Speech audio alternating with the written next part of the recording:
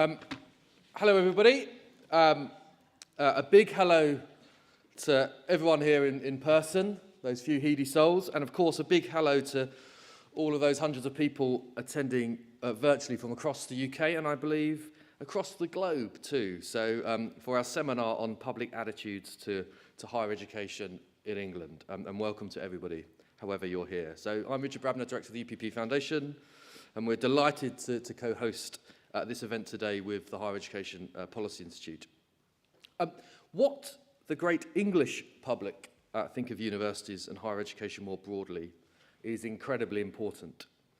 It clearly shapes how people in and around Westminster think about our sector, which in turn influences the policy environment we work in. And with the general election now coming into view, how the public perceives our sector will affect the competition for funding, the competition for attention, and the competition for support. But it isn't just about the impact on policy which matters. That might not even be the most important thing. Public opinion shapes media narratives. It affects the way local communities and stakeholders work with our sector. It impacts our civic activities and our engagement strategies. It impacts how different parts of society perceive the value of a university education. These are just some of the reasons why we have partnered with HEPI to establish an annual audit of public attitudes to higher education, so that we have a detailed understanding of how different parts of society perceive our sector and the attitudes that they have to the different issues which impact us. Now, our first report looked at the public attitudes towards universities as institutions, the value of degrees, and included a thematic chapter covering freedom of speech and cultural issues on campus.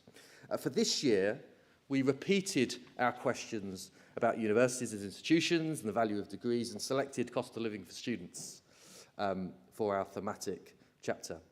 And the polling that we've established, this annual report, was partly inspired by the Pew Gallup study from the US, which has seen a dramatic shift in public opinion over the last decade with a growing partisan divide in views of higher education. I'm pleased to say that our research shows that England is not the United States. The partisan splits in perception over here are nowhere near as strong. But as Jonathan will show you in a moment, there are lots and lots of fascinating findings, many of which are positive.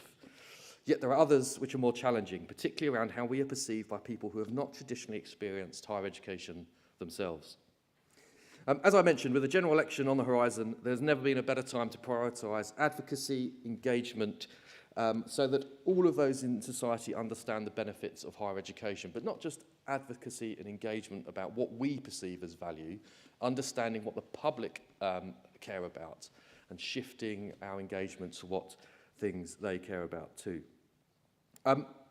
So onto the agenda, and we have a fabulous group of speakers with us today. The event starts with Jonathan Simons, Director of Education at Public First, the company which provided the polling for us, who will take us through the key findings. And Jonathan's going to speak for 20 minutes or so with questions at the end, but Jonathan's also has kindly agreed to join the panel, so if you don't get to ask your question first time, you will get a second bite of the cherry. Following Jonathan's contribution, we're really delighted to have Mark Cover from Data HE, who's going to be giving us our keynote address on the value of data in helping us better to engage the public. Now, it won't surprise you, for those that signed up a few weeks ago where we didn't have a keynote address, that our first attempt was to get a leading politician to speak here about the public perception of universities. But for some reason, across the partisan divide, nobody wants to talk about higher education at the moment.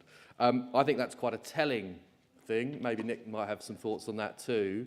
But we're really pleased that Mark's has joined us today and is going to give us a really interesting and fascinating discussion around the importance of data, and I think that will really sort of help shift us around what we need to do to engage all our stakeholders, whether it's the public, whether it's students, whether it's local communities, and so on. And then the formal proceedings will sort of conclude where we've got a panel from inside and outside the sector who's going to delve into the issues our polling exposes. So lots to look forward to, but just before we start, I just want to say to all of those watching virtually that you can engage in the questions too. And we're going to alternate between in-person and online questions, so please do send them in via the comments section on YouTube, and Rose from HEPI is going to ask them live. So without further ado, I'm delighted to welcome Jonathan to take us through the findings.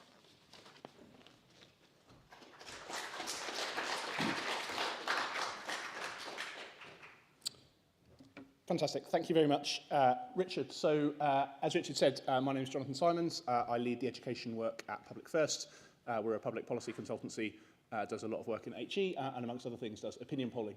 And I'm going to rattle through at some speed some of the findings of this report. You can obviously see all of it in its hard copy glory, and indeed electronically on the UPP Foundation website. I'm happy to talk about anything further in there. So first of all, just a bit of detail on the methodology and the segmentation. As Richard said, this is the second annual survey following last year's. We sampled just under 2,000 people in England only, so all of these questions refer to England only, given the devolved nature of HE, talking about universities and higher education.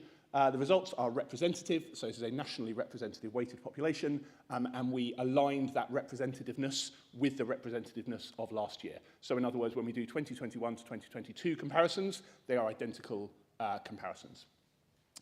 We did some segmentation, which I'll talk about in a second, and again, we repeated that from 2021, and we used a model of linear discriminant analysis, it says here. So that sounds pretty good. I do some linear discriminant analysis at the weekend, and there's the full report there. So first of all, this is the segmentation of how the English population breaks down vis-a-vis their view of universities. So you can see here you've got some groups who are broadly supportive of higher education. You have those who think that it is essentially a route to a higher salary. You have those people who like it despite themselves. These are what we call the junior staff of Public First, who are all graduates and all hate higher education. These are people who sort of recognise it's a ticket to the elite but wish it weren't. You have people who really like research.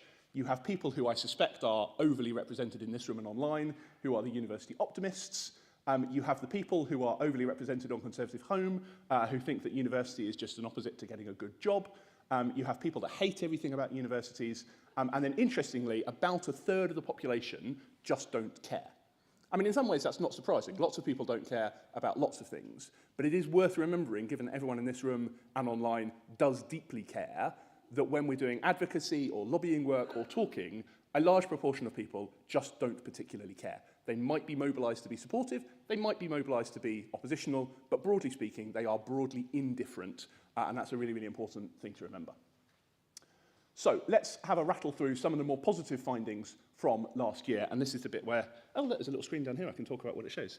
The most important thing is that people are broadly positive about what universities show. So you can see here across a range of indicators, if you look at the dark green and the light green together, over half of the population on everything, interestingly, apart from local area, think that universities have a benefit in general. So about research, about people's jobs, about the economy, about people's development. People recognise that universities are important. And actually, the people who actively disagree on the right-hand side there is a very, very small proportion.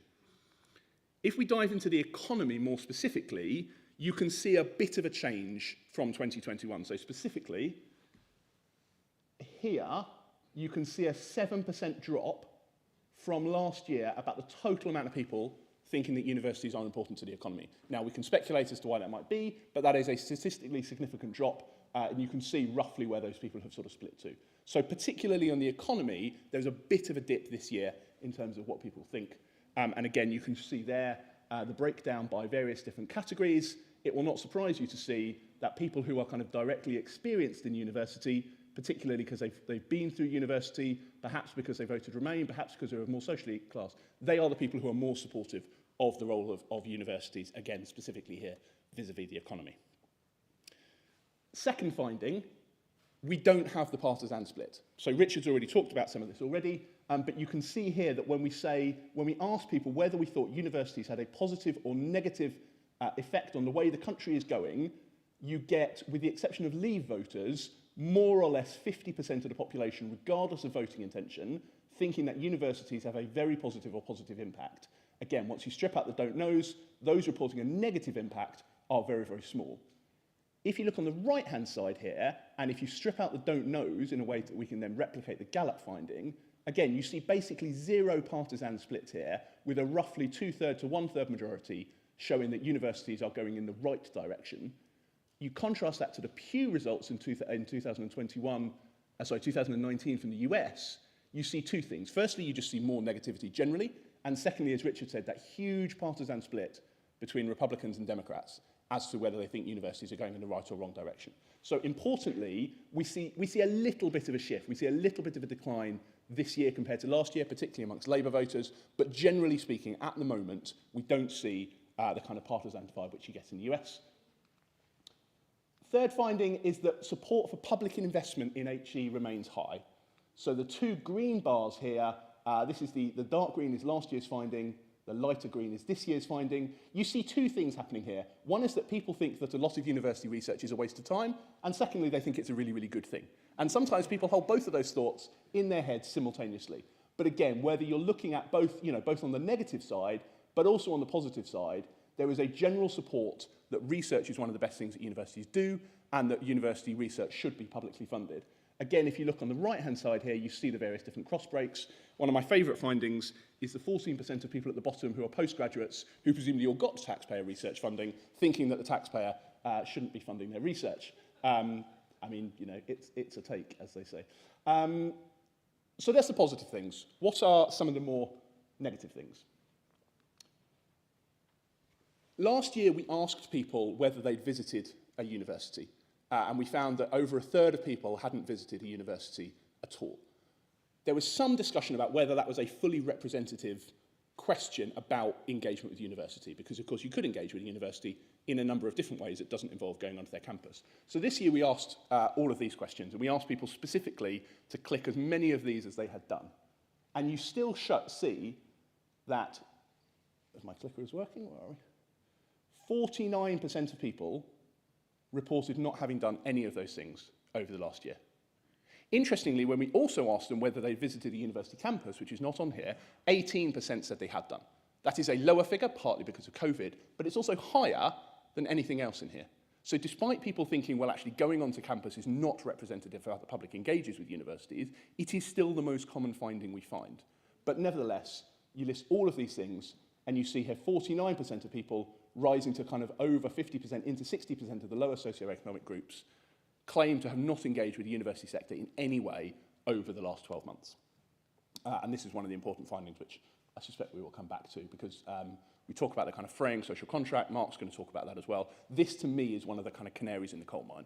If over half of some proportions of the population and a smidgen under half of everyone has not engaged with our sector at all, or at least claims to have not engaged with the sector at all, that, to me, is not a signal of a sector that has a healthy relationship with broader society.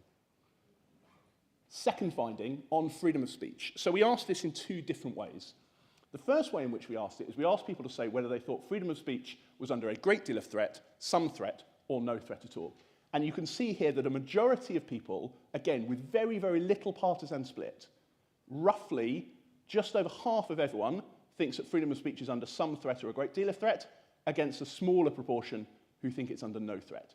So two findings here. One is that about half of people think it is under threat, considerably more than think it isn't. Only about a quarter of people think it's under a great threat, but nevertheless, a quarter is not an insignificant proportion. And no partisan split here. This is not a Conservative bogeyman issue. Labour voters and Liberal Democrat voters are essentially just as likely to say that there is a freedom of speech issue. When we asked it another way, when we forced a choice between whether universities are more protective of or more threatening of free speech, again, you see the results here. So here it drops to about a quarter of people who think that it is more under threat than being protected. So when you don't give people the choice of, well, it's a little bit under threat, you see people, so sometimes people sort of flip to the other side and say, no, it is more or less protected. But again, you see a big proportion of people here with very, very little partisan split saying that they think freedom of speech is under threat more than being protected. And then this is another way of talking about freedom of speech. When we asked people again, we gave them a forced choice between should universities completely protect people's ability to say what they want, even if it's offensive, the kind of free speech absolutist position, versus some curb of free speech on the grounds of protecting people. And you actually see a majority of all voters saying that actually universities should completely protect free speech. So even when deliberately testing against the opposition that you find, that actually free speech is fine, but there is a duty on universities to protect some people, the majority here comes out in favour of a free speech absolutist position. And again, you can see here by the segmentation, there's obviously a little bit of a split between the different ones. So these are our university pessimists who are overwhelmingly in favour of free speech, but generally speaking, every single one of our segments, albeit the gaps sort of slightly closed towards the more supportive of the university sector, there remains a majority in favour of higher protections for freedom of speech. There remains some scepticism about the value of a university degree. So you can see here again the kind of the green bars here, people agreeing with the following statements. So people think that a university degree is an impressive achievement. That is worth noting. 3/4 of our sample think that getting a degree is a very impressive thing. And actually only a relatively small number actively think it is a waste of time, a deliberately oppositional framing. But when you say things like, you know, do we value it too highly as society? Does it prepare people for the real world? You score quite high levels of agreement. So people simultaneously think that getting a degree is a good thing, but that as a society, we slightly overvalue it. People are not yet willing to go to the, this is a complete waste of time, but they do think that there is generally some scepticism about the extent to which we value it. And then this one, which I am assured, having checked this several times, is the correct finding. The most sceptical age group about the value of a degree is the youngest people. I would have put a lot of money on that graph being exactly the opposite way round. But we checked, and we checked, and we checked, and it is not. The 18 to 24-year-olds are the most likely in our poll to say that getting a degree is a waste of time. And when we asked people, as we did last year, whether, again, given a forced choice, you would want more people, the same number of people, or fewer people going to university, you can see that on balance, there is more support towards the downside than the upside. So last year we had 27 to 17 saying fewer. This year we record almost exactly the same. Again, you can see that by social class, but generally speaking, there remains not a majority, but a plurality of people thinking that there should be a fewer people going to university than currently do. We looked at the segments on almost all of our questions. Most of the time, the segments don't show any massive differences. If they do, that's when I've put them up on the slides. If I haven't shown it, it's because most segments kind of track each other. Most of our segments also looked like our segments of last year. So people who were salary improvers are still salary improvers. People who were positive about research last year are still positive about research this year. The one group that changed were our university pessimists. So our university pessimists are even more pessimistic this year than they were last year. 66% of them think that a university degree is a waste of time. 18% say they are unimportant to the local economy. Only 6% think that the universities are going in the right direction. Half of them don't want to go to university now. If they were older, we asked them if they were younger, what would they have done? And fewer of them want their children to go. Again, if they don't have children or if they had older children, we asked them to imagine that they have children in that space. And again, you can see here the kind of breakdown against our sample. So our pessimists here, this is just specifically about asking whether you think your children would want to go to university, very, very sceptical. So we're seeing some bifurcation amongst our sample here, where our pessimists who are already pessimistic are hardening in their pessimism against the way in which universities work.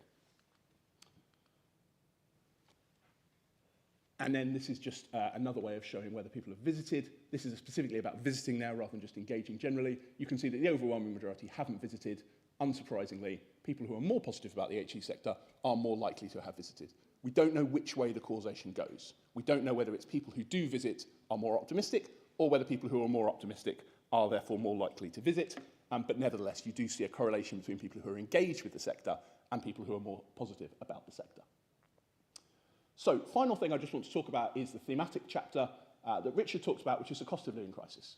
So 71% of our sample thought that the cost of living pressures would put people off going to university. People recognise the burning platform here. But,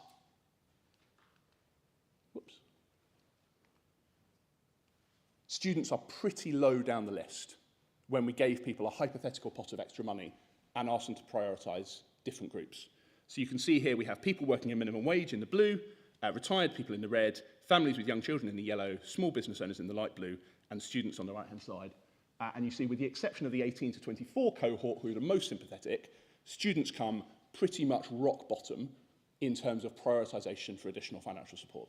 So people recognise there's an issue, but are not prepared when forced into a trade-off to prioritise students ahead of some of these other groups. And put another way, when we ask people about additional support for cost of living, in the abstract, though, people are more supportive. So across our samples, that obviously our pessimists are more pessimistic, you can see here that the dark green and the light green together, we do have a majority of people expressing support. So in the abstract, people want more support for students. But when forced into a trade-off, in other words, something that replicates more about how policymakers will work, students fall right out of the picture. We talked about the different ways in which students might be supported financially. And we had some quite supportive findings here. So 2/3 of people thought that maintenance grants should be introduced or should be widened in eligibility. 60% think that maintenance loans should go up by the rate of inflation. 69% think that maintenance support should always cover the cost of rent. And that rises to 80% of parents. So the instinctive finding that you're going to get a loan, your loan should be enough to cover your rent, is very, very widely held. Interestingly, though, half of the most financially comfortable respondents, mostly parents, thought that maintenance loans were right, compared to 1/3 of those from the least comfortable backgrounds. But broadly speaking, there is support for additional financial support. And you can see here the kind of the cut by segment in terms of whether we should increase maintenance loans. So there's a general support for everyone except our pessimists and our career delayers for increasing maintenance loans. So again, you see these sort of slightly kind of contradictory findings being held in people's heads. People are in favour of increasing support, they're in favour of increasing maintenance support, but they're not yet prepared to trade it off against other people. But then we asked them, what happens if the sums don't add up? What happens if maintenance loan is not enough to help students to support? And you can see here that the overwhelming finding, again split by age here, is that students should take on part-time work. That is by far and away the most popular figure. Again, when we ask people how often they should work, you can see here quite a large proportion of people that think that students should be getting pretty close to kind of half-time or quarter-time work. People think that students should work a very, very large number of hours during term time if they need to make the sums add up. 20% of all parents don't think they should give a penny, or don't think they'll need to give a penny to students. About 2/3 of those think that because the university is going to support them, and about 1/3 think that a third of that sample think that their children are going to be responsible for themselves. But you can see here a very, very large minority not expecting to make any contribution. You can see as you go down the socioeconomic status that might be because of affordability. You can see more people there thinking that the student is going to have to support themselves or that the university is going to have to support them. Interestingly, it's a finding we didn't put on here. We asked parents whether they thought their child was likely to get any financial support above and beyond the normal system of maintenance loans via a bursary, a scholarship, a hardship scheme, grants and so on. 53% of all parents thought that the sums were going to add up because their child was going to get more on top of the maintenance loan. It will not surprise this room to know that the actual figure of people who get more on top of the maintenance loan is not quite 53%. But that is the perception, and that is what colours a lot of people's views as to what they should give. When we asked people who thought they were going to have to give money, you can see the splits there in terms of how much they thought they were going to give a month. I'd quite like to be in the 1% of people who are getting £2,500 per month from their parents. They probably live in universities that rhyme with Oxford and Cambridge. But you can see here a kind of split around where people think that they are going to have to support their progeny. So, conclusions from me. First conclusion, there does remain an inbuilt support for universities from the country. For all the noise, for all the shouting, for all the kind of, fuss and bother, there remains an inbuilt support from the English public as to the role of universities play. There is not yet a US-style partisan divide. We see a small dip this year, but nothing yet to write home about. Almost half the population, as I said before, hasn't engaged with the university in any way during the last calendar year. And our pessimists are getting more pessimistic. The social contract is potentially fraying greater than it was last year. And there is both a disjunct and, frankly, a widespread ignorance of the cost of support. People think that students should have more money, but they don't want to give it. They don't want the taxpayer to give it. They think the university will give it. If the university won't give it, then they think they should do it by work, including working a considerable number of hours per week. And then lastly, for those who have read our co-host's piece on Conservative Home the other day, this is Nick making a very positive and reasoned and sober analysis of why higher education should be a Conservative priority. And it will perhaps not surprise you to know that the Conservative Home commenters responded in the sane way in which you might expect them to do. This is what the Conservative government should have done. This is how the system should work. This is a very, very long piece, which has a very well worked out theory for how higher education should work. It's apparently the case that universities turn out woke lefties who don't vote Tory. It is safe to say that amongst the governing party and at least some of their support base, who read Con Home and put comments on Con Home, are not massively supportive of the way in which our higher education sector works. They are not necessarily representative of the whole public population, but they do suggest, I would suggest, have a disproportionate influence at the moment on the way in which public policies work with regards to higher education. Thank you very much.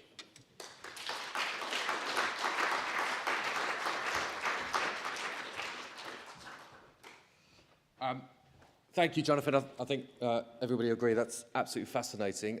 Jonathan's going to join us for the panel a bit later, but just quickly, if there's any quick questions for Jonathan, we'll take them now before we move on. Yep, do you want to?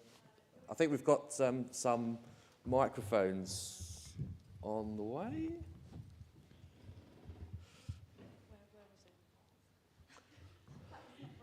Just. And if you could say who you are and where you're from, that'd be great. Louise Nicol, Asia Careers Group. Will you ask, or are you tempted to ask about immigration? Sorry, but it's obviously the burning platform probably for the next election, for both parties, whatever colour. And obviously quite a lot of public perception is wrapped up in international students and their impact. So just it's a question on the survey and the future of the survey. We didn't ask it this year, but I think you're absolutely right, and I think it is definitely one we should ask about next year. It could even be the focus of the thematic chapter next year. I know Mark in his presentation is going to talk a little bit more about this, but yes, I think there is something of a burning issue around international students which could put the sector in some difficulty. So yes, it will be in next year. Ara Zaman from Bloomsbury Institute. I don't know whether this came up in the research, but I just wonder whether some of the issues that the higher education sector has faced in recent years around inclusion perhaps affected public and popular perceptions of how effective they were. And also there have been a number of very high-profile cases around remuneration, not limited to our sector, but very visible. And I wondered to what extent those played into those perceptions. So this is now drawing on broader qualitative work we've done rather than quantitative work in the survey. I think that the inclusion agenda does, certainly amongst some of our segments, is very much a divisive issue and does drive them to be more sceptical. Interestingly, remuneration, I think famous last words, I think has really dropped away as an issue. We hear very, very little about remuneration, certainly compared to a few years ago, but the so-called woke culture is absolutely something which people bring up a lot in focus groups, and for people that don't like the sector, that is what they mention first and foremost. Right, thanks Jonathan. It's Ruth Arnold from Study Group. I just wanted to ask you about the sense that research is a good thing, but also a feeling of very little experience or direct experience of universities. And yet we know that, for example, 93% of the population have had a vaccine. Do they, that possibly saved their life, do they make a connection between benefits like that and the fact that universities, that the Jenner Institute was working for many years on this technology, and that the technology was, substantially underpinned by international student fees? So a few different questions within there. No, they absolutely don't say that it's underpinned by student fees. People don't recognise that at all. There definitely was a vaccine boost, as it were. Absolutely was. It's one of the things that drove kind of greater public perception about Oxford as a university as well, uniquely. So yes, people absolutely did. When we ran a similar poll to this a couple of years ago, I think again, no pun intended, I think the effect is fading slightly.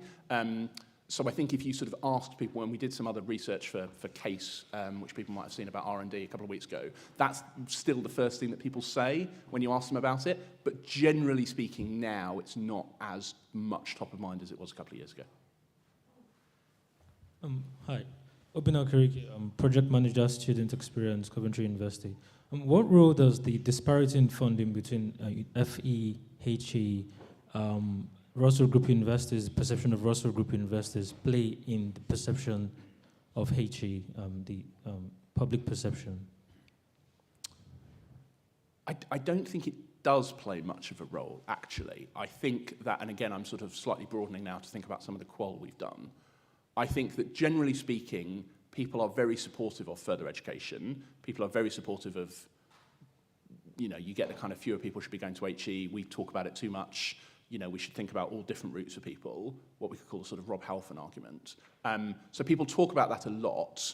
I don't think people then follow it through and say, well, why is it that HE is, relatively speaking, more generously funded compared to FE?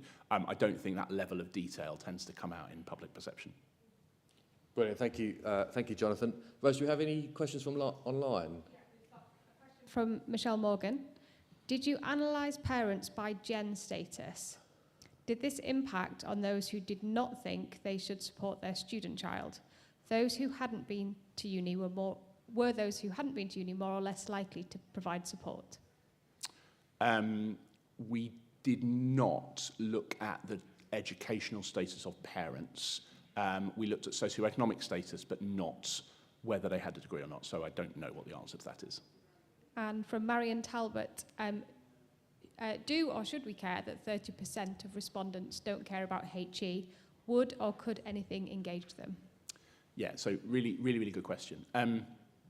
So anytime you see a segmentation that anyone publishes and other pollsters are available, a lot of people sort of slightly skip past this point.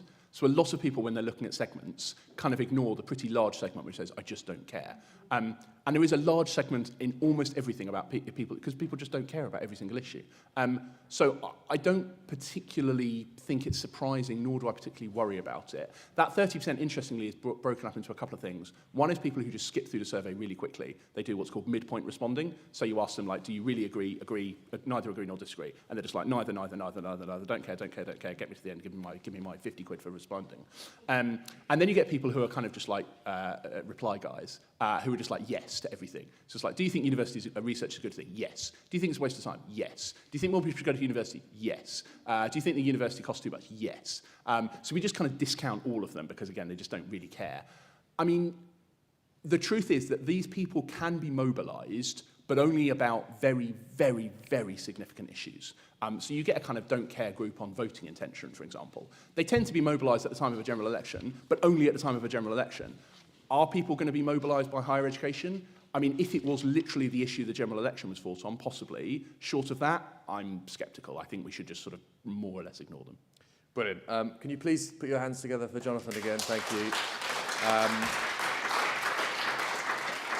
I know there's a couple more questions in the audience, but please hold fire, and you can ask Jonathan as part of the panel in a moment or two. So we now move on to our keynote speaker. So Mark Corver needs little introduction to this audience. Co-founder, of course, of Data HE, the leading data and analytics company in the sector. And before Data HE, of course, Mark was the Director of Analysis and Research at UCAS. Now, Mark's going to talk to us again for 20 minutes or so on the role of data and how universities could better use data to engage with the public, local communities and students. And after his keynote, of course, there'll be some time for questions, both from, of course, the audience in person and the hundreds of people that are watching this online. So without further ado, Mark.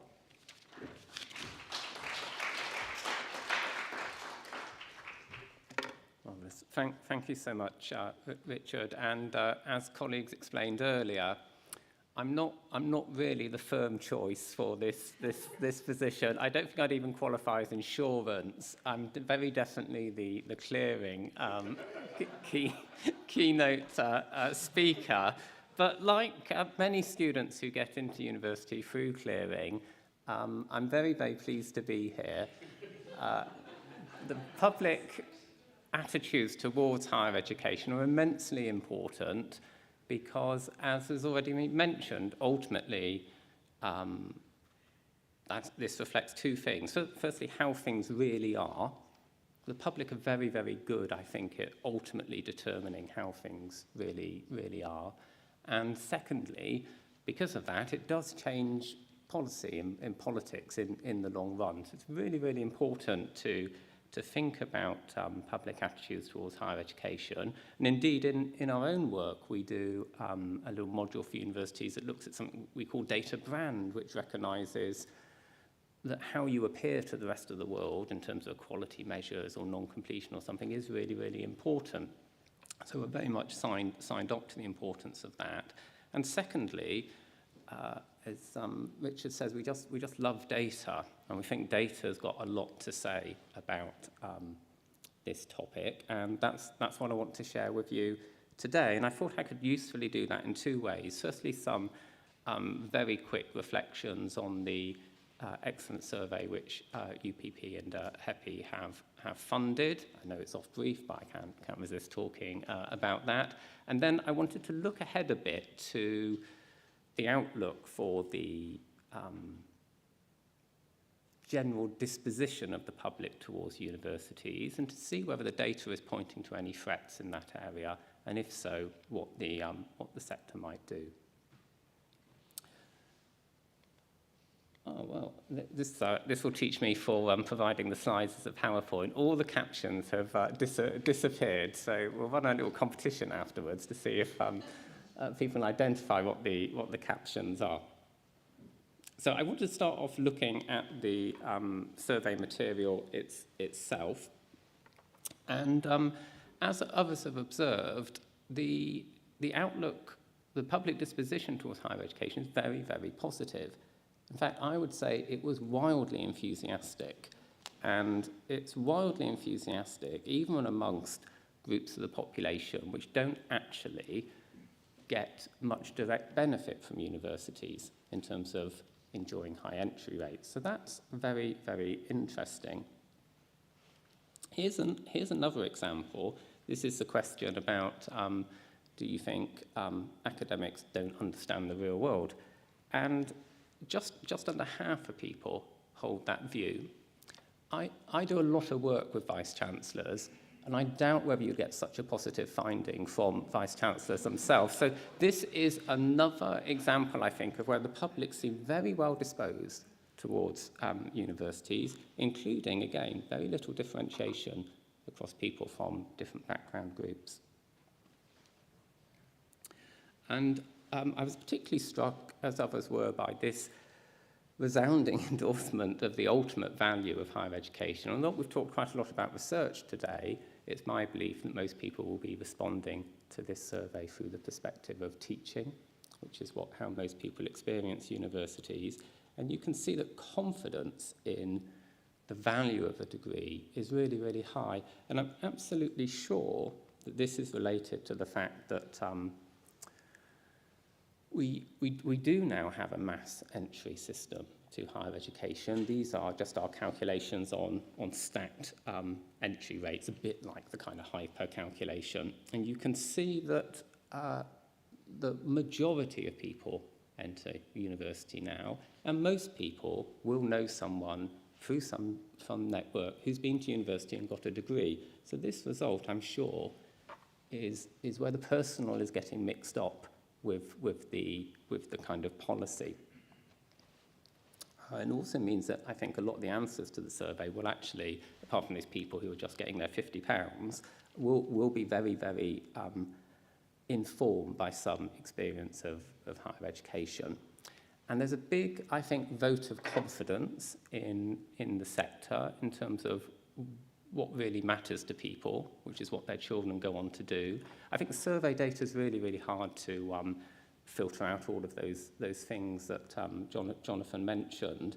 So for me, the most compelling statistic here was looking at the ratio between parents who definitely wanted their children to go versus didn't want them to go. And you can see again, across those different groups, the vote in favour of going is really, really strong. Indeed, if you look at the ratio between wants to go and don't want their children to go for some of those social groups there, DE in particular, that aspiration is way higher than the current entry rates from that group. So it's saying there's a lot of aspiration to have more. But I would also picked up from the results that people care about university in the way we've just described, but it's not keeping them up at night. This was the proportion who selected universities and schools as a key issue compared to various other issues. And you see, even when schools are thrown in, it barely registers. And I think some of those other findings about maybe students going to work during holidays and so on, there's something about, we like the sector, but you're not at the forefront of our mind. If the problem's there, sort it out yourself. So I don't think it's unconditional wild support for universities. And that, I think, brings a note of caution to the findings about whether that high public view of universities is vulnerable. A few years ago, you might have thought the regard which the NHS was held in on similar kind of questions was untouchable. But if you saw the British Social Attitudes Survey, which came out earlier this week, you'll see that satisfaction there has plunged and has probably gone even lower now compared to what it was back then. And this, for me, is a reminder that the reality of how things are will always influence public attitudes, and that's what's being picked up here. And there are quite a lot of changes underway in higher education at the moment, which I think put this wild enthusiasm for higher education at some risk. And I just want to kind of spend the remainder of the time looking at those. My view on the kind of strategic arc of higher education and where it currently is for at least the past 10 years, possibly longer, universities and governments, which used to be so in phase, have become disconnected. And the reasons for why that is the case would require another day altogether. But they've become disconnected, and that manifests itself in lots of different ways.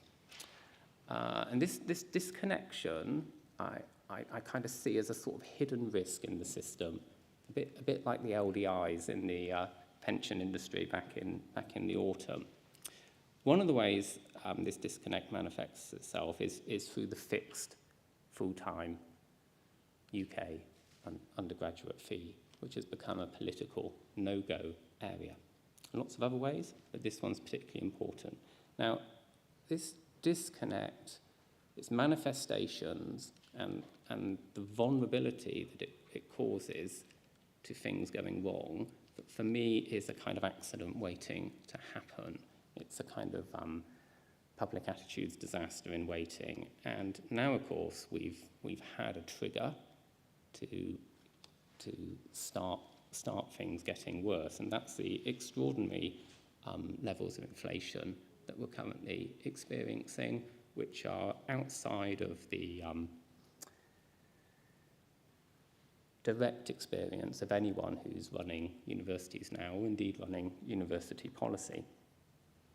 And if you can bear to look at the actual damage month by month, here it is. So we're down to £6,200 now as a real unit of resource in 2012 money, and annualised losses of the sector to inflation are now running at around about £2 billion a year. It's an enormous impact. And each time I visit a university at the moment, I talk about this because I don't think there's any bigger threat to the sector. And for any universities that are optimistic about this, I do point out to them that even if inflation was to go to zero tomorrow, this damage has already been done. because the damage is done by the RPI, not the 12-month rate of change. That's what the RPI has done since 2012. It never goes backwards.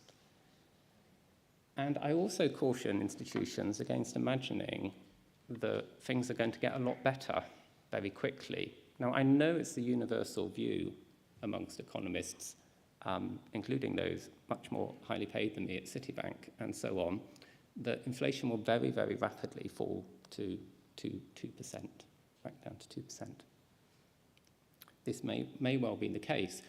As a data analyst, I would just observe that when you go back over the past 70 years and you get the most closely matching trajectories of inflation over the past 18 months, only on one occasion does that occur, and that occasion was in the early 1950s. On other occasions, inflation stays at about the same level or goes higher. Now, if the future was to look like one of those 2 or 3 cases where inflation stays high or gets higher, then the real value of that tuition fee continues to fall. It's already below its low point in the late 1990s that precipitated the major changes in HE funding there. We're already seeing Russell Group universities pulling out of the market altogether. I think probably the breaking point for the sector is around about 5.5, 6. We're not very far from that on some of those trajectories, 18 months or so for the sector to cease to exist. But even if this doesn't occur in that form, the grinding away of experience and the choices which institutions are forced into to deal with it will be very, very detrimental towards public perceptions of higher education, in my view. And if you just wanted to kind of ratchet the doom up a bit further, what we've got concurrent with inflation is interest rates rising at a pace and to a level which, again, is entirely unknown to universities outside of the protected state period up to 2012, so when they've been funding their own investment. And the area I'm most especially worried about here is the provision of purpose-built student accommodation. This is absolutely vital, in my view, both to the growth of universities in the future and their relationships with host cities. One of the most detrimental effects universities have on cities is driving up the rents for people who aren't students. It's very, very hard to take big bets on investment for PBSA with interest rates at around that level. So the ability to improve higher education is curtailed at the same time. So it's not hard to see how that could very rapidly form into a perception decay spiral, if you like. More excitable journalists might write a doom spiral or something, but these things feed in on each other.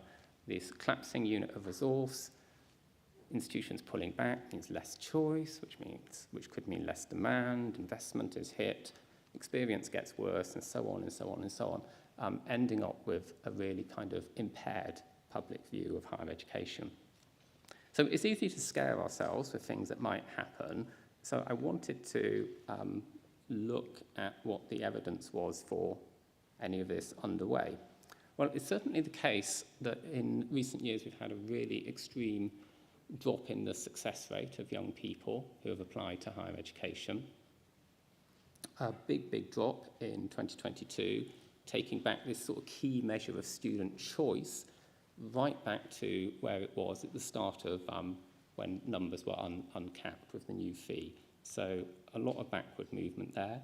And that and a number of other factors called the young entry rate for 18-year-olds, this benchmark measure for the system to go down in 2022. And this is rare, and it's in contrast to this very steadily rising period, which must be beneficial to public attitudes towards higher education. I think you're getting more of it. And what's particularly troubling about 2022 is it's the only time in recorded statistical history where the application rate has gone up and the entry rate has gone down. So it's the first ever supply-led checking of growth for higher education. And at the end of the process, this meant record numbers of 18-year-olds had put themselves forward for university and found themselves without a place. So the level is high and the rate of growth is very quick.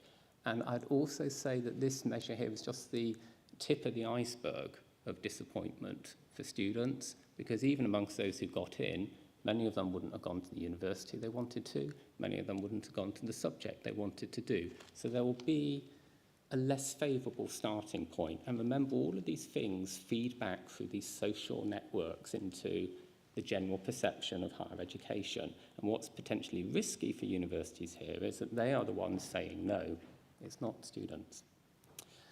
So let's go forward to 23. What's happened now? Is there any evidence of this spiral setting in? Well, unfortunately, yes. The young application rate has, for 18-year-olds, has fallen steeply this year.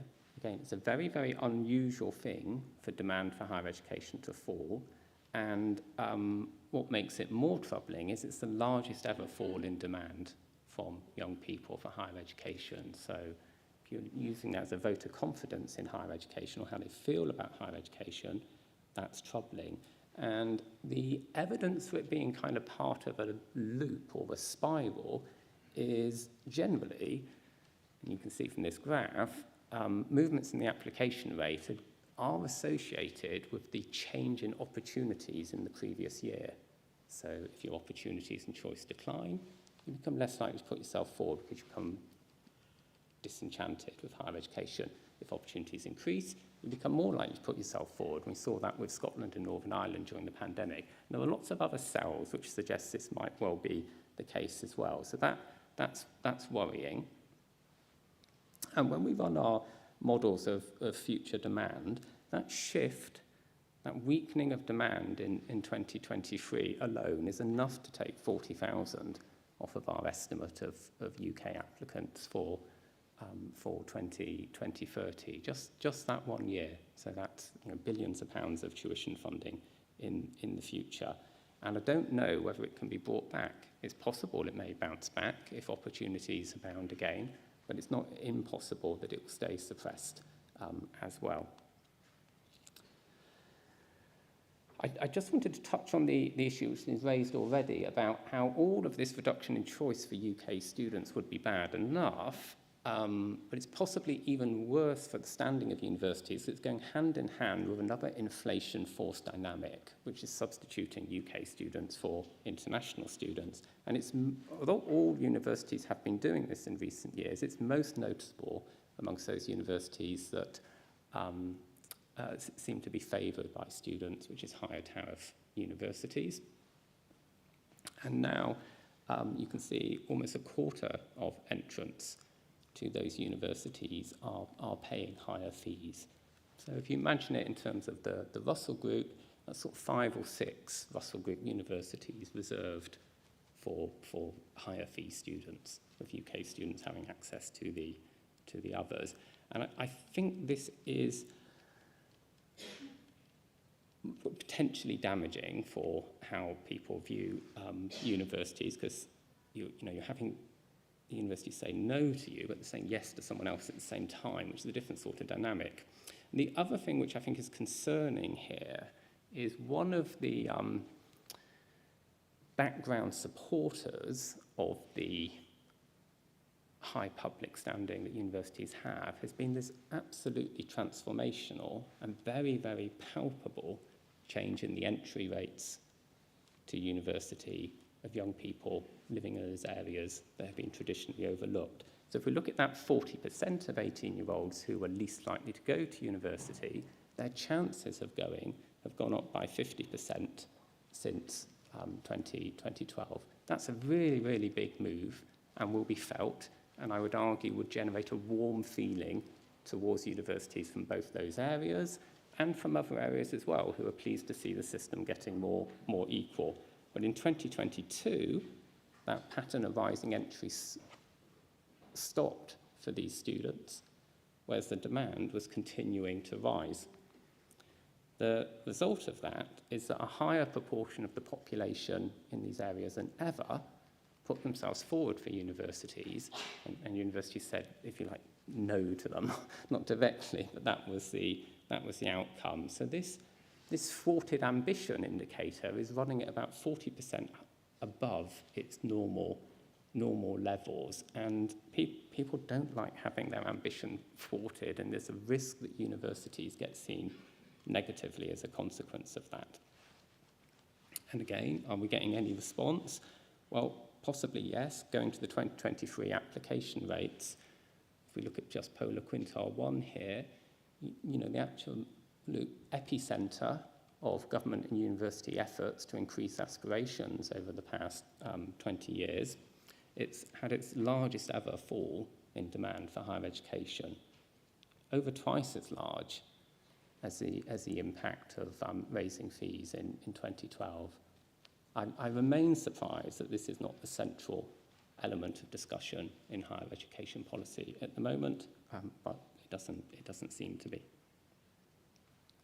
As I said earlier, aspiration is, my experience, a very powerfully held view amongst people and their parents. And aspiration being thwarted has a very sort of negative response. And I think where these things interact with inflation and the university being forced towards higher fee students is if we look at it from this kind of polar Q1, Q2 perspective, which is 40% of the population in the UK, remember, they are seeing their numbers rise modestly at English Russell Group universities and falling more recently, whereas higher fee students don't seem to be constrained in this way. They used to be about the same number as people from these underrepresented neighbourhoods. Now they're a lot larger. And I think this is dangerous territory for universities to get into in terms of this sort of underpinning embedded in the kind of social fabric of the country. And finally, I just wanted to look at the broader implications of kind of rejection on students. And you'll be very familiar with the fact that last year, the rejection rates from universities towards 18-year-olds from the UK rose, from all types of universities actually, but again at higher TAF universities, the rejection rate pushed to record highs. People have never been more likely to receive an answer of no from universities. Now this, I think in itself, will put more stress and tension into the relationship between the public and universities, and I think it also puts a lot greater scrutiny on admissions policies.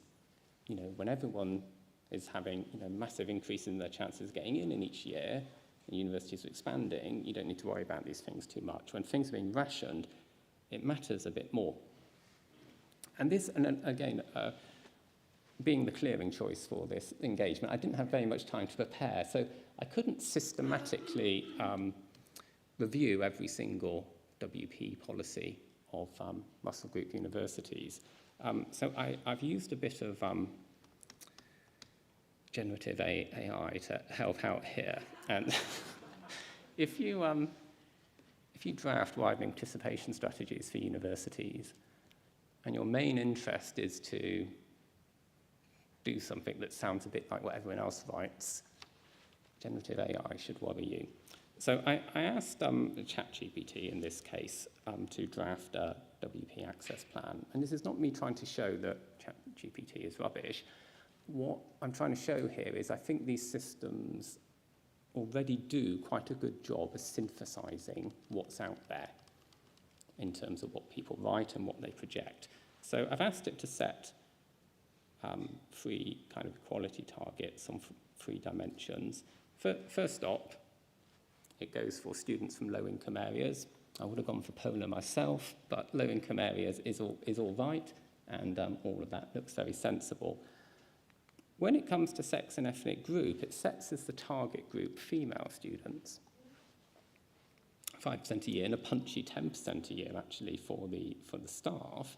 and it sets students from, as it puts it, Black, Asian and minority ethnic groups. And I think this is probably a reasonable synthesis of all the kind of untold reams of text which universities generate, which is ultimately what these systems are feeding upon. But of course, as you know, if you were following the data and you're an English Russell Group university, you wouldn't choose those 3 groups. You would choose Q1 to Q3, which doesn't really matter if you use income areas or polar areas, it give you the same answers. But the other 2 groups you should have chosen were men instead of women, and the white ethnic group instead of any other ethnic group. Now, ChatGPT is synthesizing stuff, so this may differ across universities. It's also using a little bit older data, and some of these changes, particularly the increase in the entry rate of the Black ethnic group, are more recent.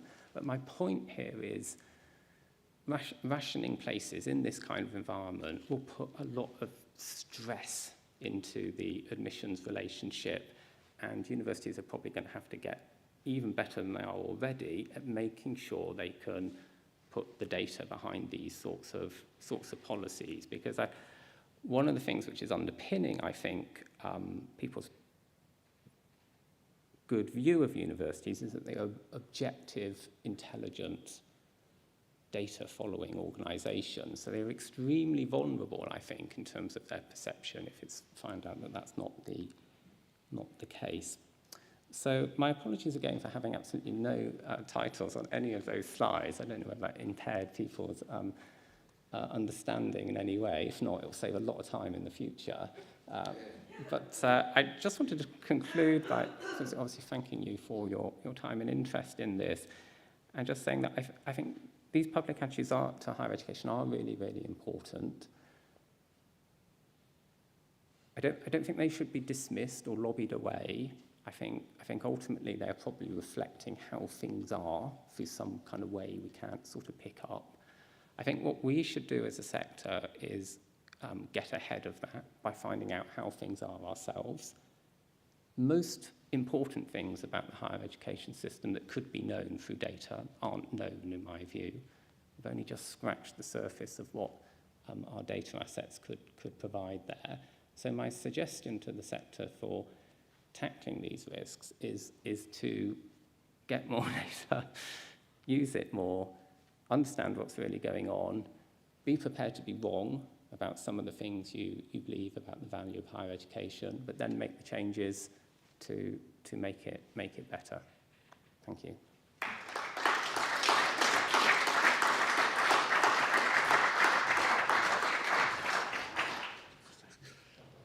We're going to take just a few minutes for questions before we get on to the panel, and that was an absolutely brilliant contribution. So thank you, Mark, and really fascinating. I hope we haven't depressed everyone here too much, but it is summer soon, and England are going to win the Ashes, so it's all good. Right, questions?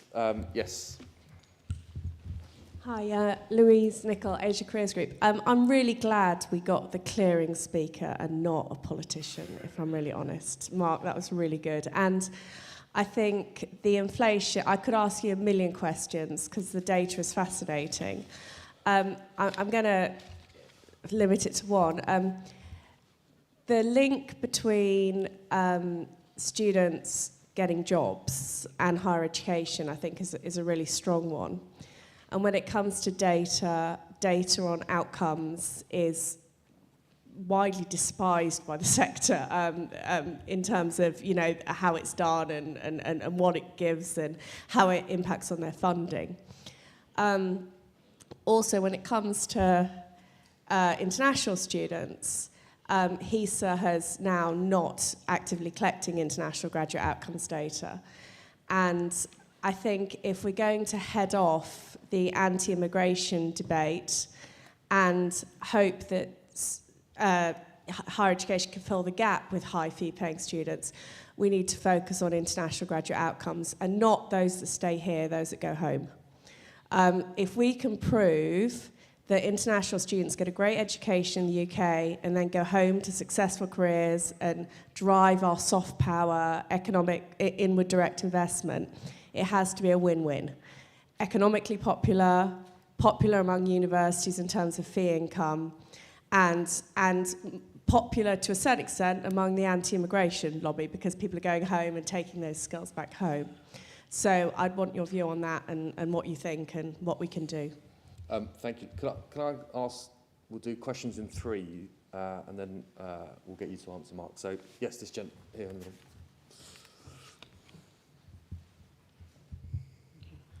Ron Barnett, University College London. Wonderful exposition, if I can say so.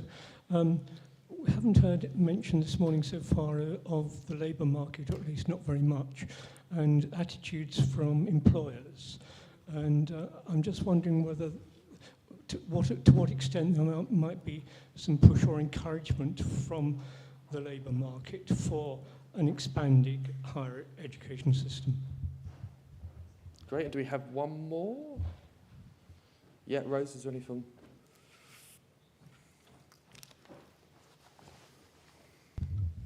I have a question from James Fuller. A disconnect between government and the sector. Under the current political climate, is this actually developing into a genuinely attritional relationship? Brilliant, thank you. So 3 really good questions there about international student and their employability, broader issues around employability, and then the disconnect. Mark, I don't know if... Yeah, and quite a memory test as well, doing the three questions together. If I may take the first one about the employment outcomes. So this is exactly what I'm speaking to. So I think we need to get to a position where instead of asserting the value of different activities, we have the data to be able to say what it is, and so people understand it. Because I've not looked at that data, because no one can get hold of it, I don't have a view on the things you assert. It may be the case, they may not. I was thinking that recently about the, and one thing we've been tracking is, despite all the concerns of the health service and where they source their staff from, we've actually had a fall in the number of people we start off at university being doctors in recent years, and there's been lots of kind of discussion about that. And more places may now be made available. But each one of those places costs the state over £200,000. We've got no idea what the return is on that investment. We don't know how many people are still working after a certain period of time. We don't know whether they're working in the UK or California or anywhere.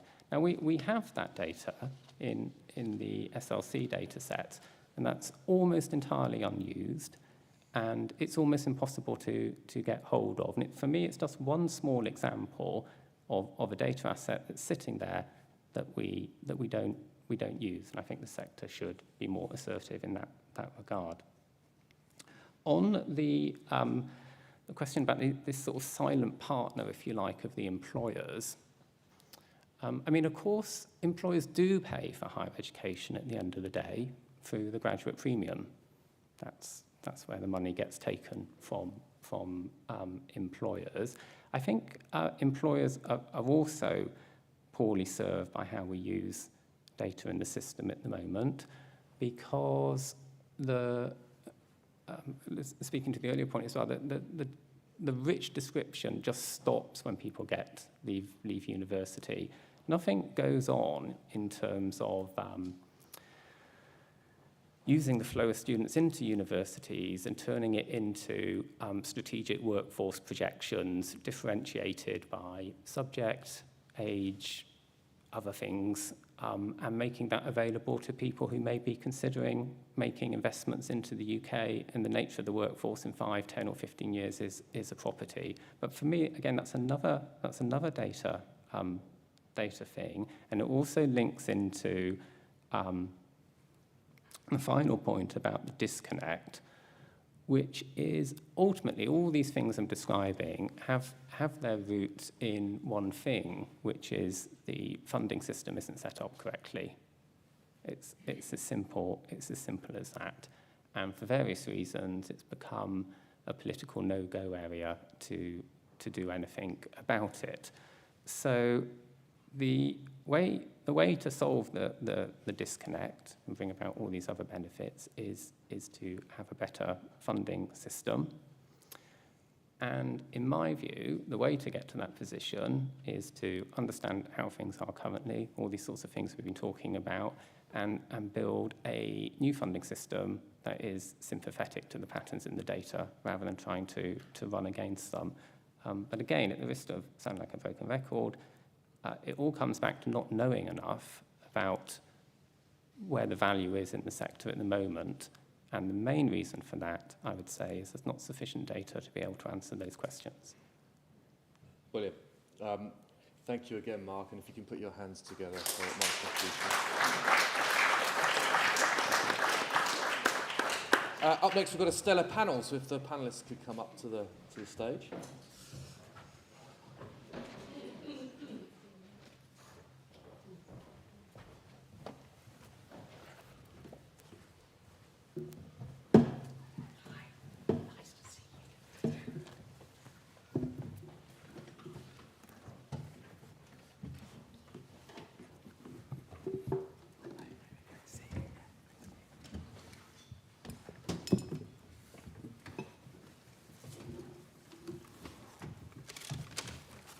So we've got a great panel here to sort of reflect on both the report and what we've heard just now.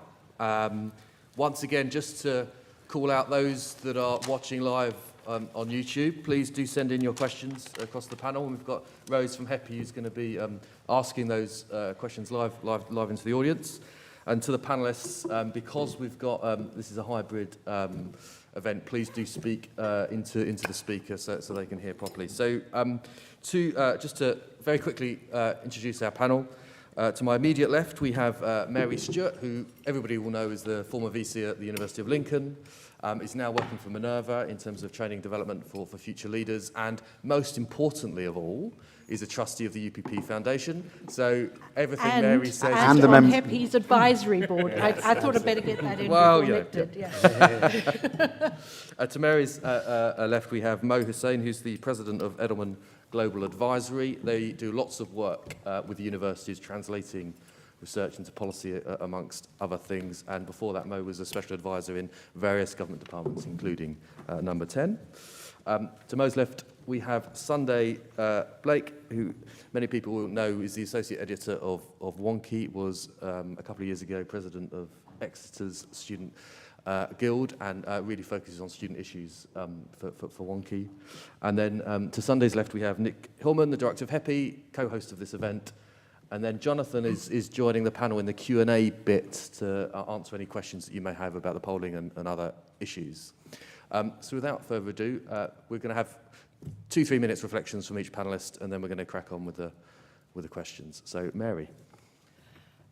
Okay, thanks very much, Richard. And hello, everybody out there in virtual land as well. And I know we had a question from Michelle Morgan. Hi, Shell. All right, so I was really glad, Mark, as always, that was just brilliant. It really was. And I was really glad that you pulled out the issues relating to widening participation. Because when I was looking at the report, one of the things that really struck me in trying to think of how this very rich data and actually quite diverse data could be brought together in terms of things that we should be thinking about, it occurred to me that widening participation is an area that we really do need to pay attention to in this context.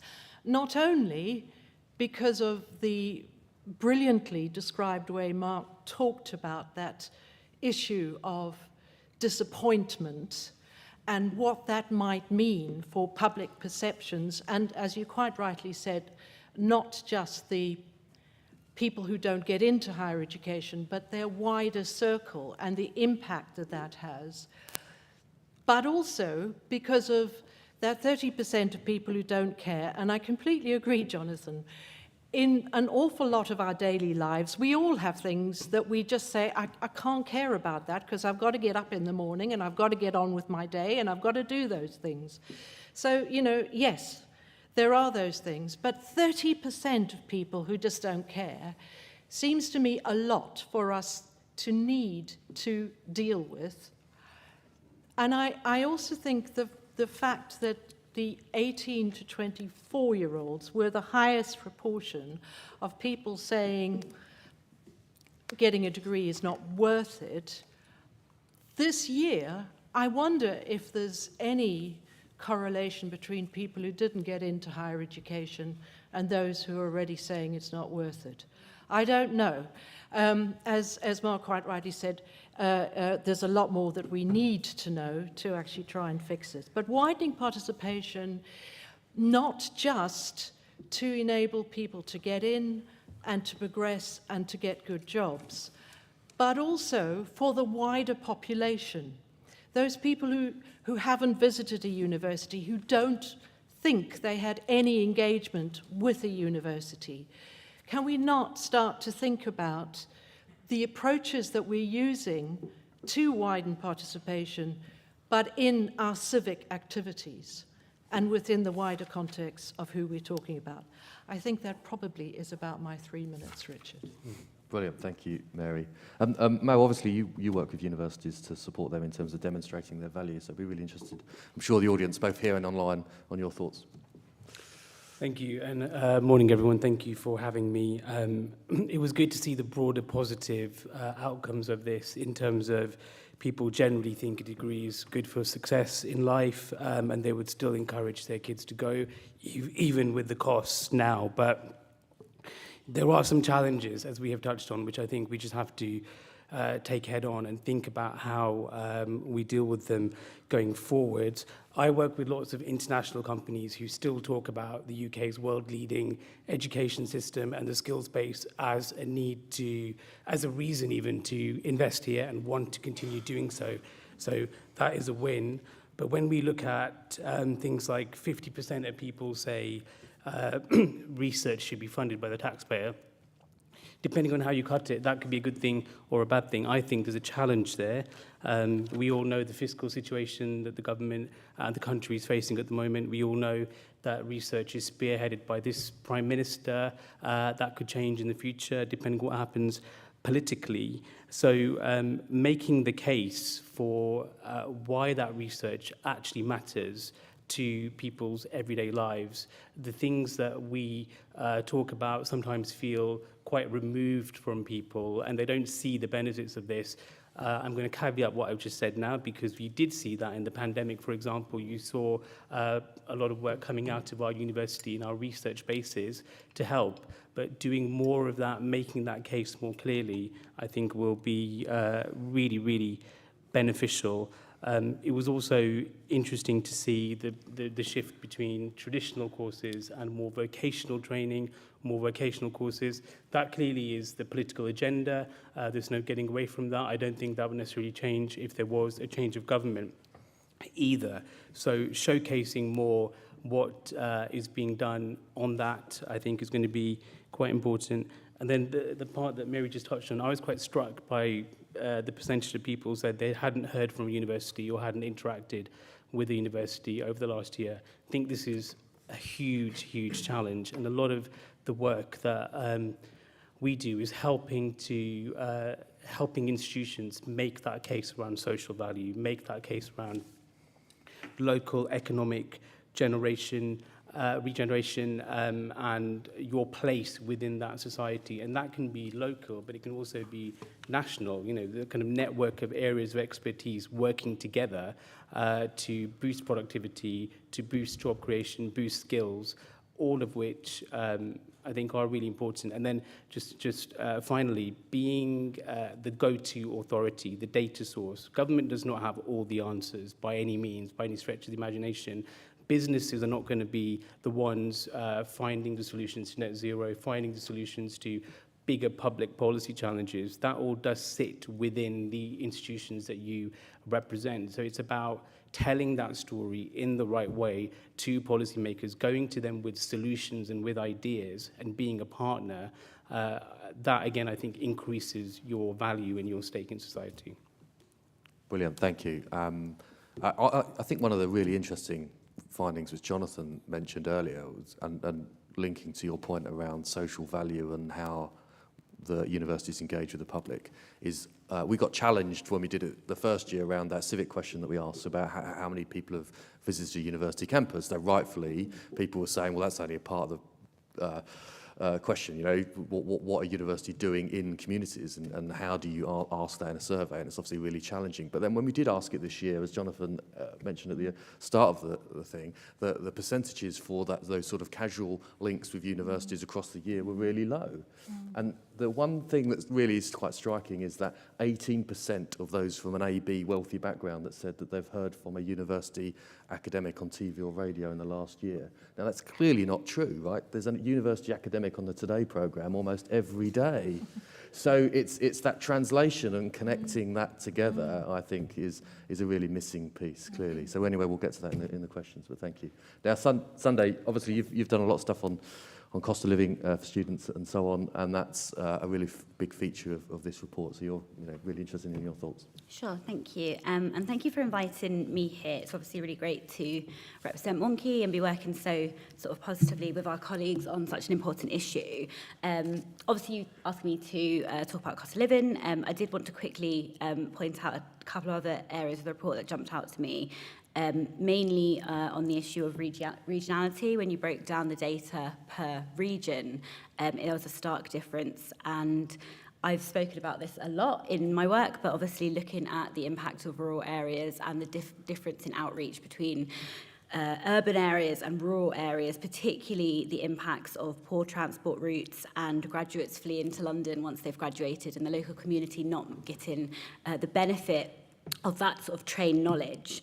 I thought it was really interesting to break it down by gender as well, seeing women that were less likely to engage. And this speaks to my last point, because it comes back to an issue of infrastructure. If you're running an open day, how easy is it for someone with a pram to get on the public transport which serves your campus?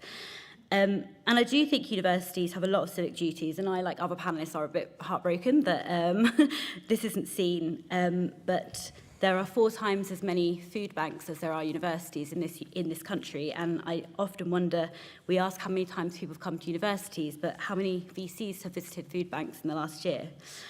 Not least because they may see some of their students there.